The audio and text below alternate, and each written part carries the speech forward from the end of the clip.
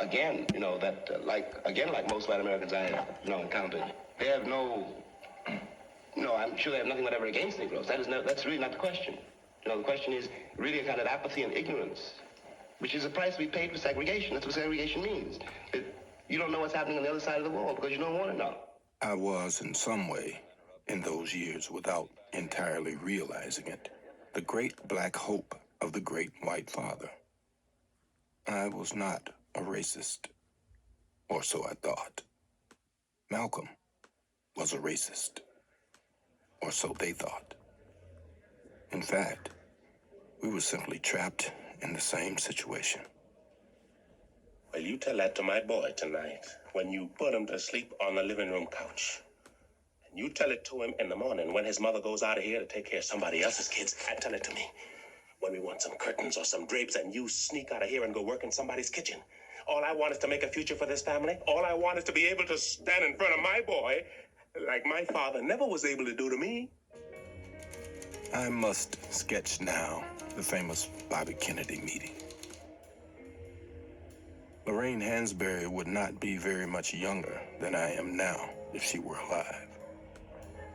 At the time of the Bobby Kennedy meeting, she was 33. That was one of the very last times I saw her on her feet, and she died at the age of 34. I miss her so much. People forget how young everybody was. Bobby Kennedy, for another quite different example, was 38. We wanted him to tell his brother, the president, to personally escort to school on that day or the day after a small black girl already scheduled to enter Deep South School. That way, we said, it will be clear that whoever spits on that child will be spitting on the nation. He didn't understand this either.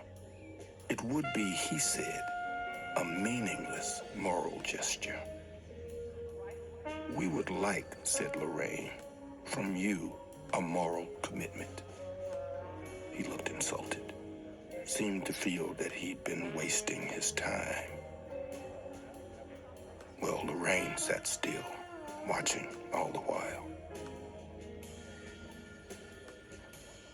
She looked at Bobby Kennedy, who perhaps for the first time looked at her. But I'm very worried, she said, about the state of the civilization which produced that photograph of the white cop standing on that Negro woman's neck in Birmingham. Then she smiled, and I am glad that she was not smiling at me. Goodbye, Mr. Attorney General, she said, and turned and walked out of the room. And then we heard the thunder.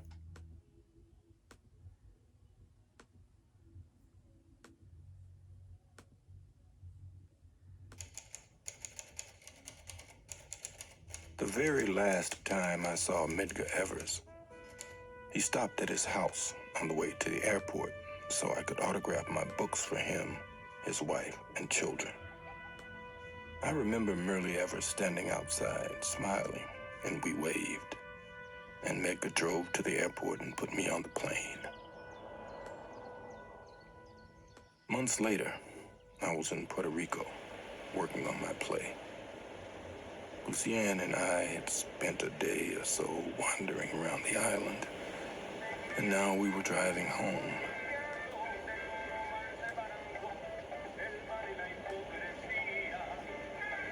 It was a wonderful, bright, sunny day. Top of the car was down. We were laughing, talking, and the radio was playing. Then the music stopped,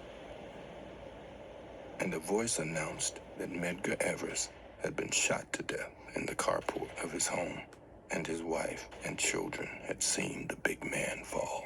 Evers was buried from the bullet he caught.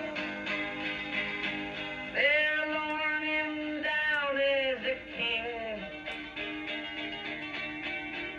But when the shadowy sun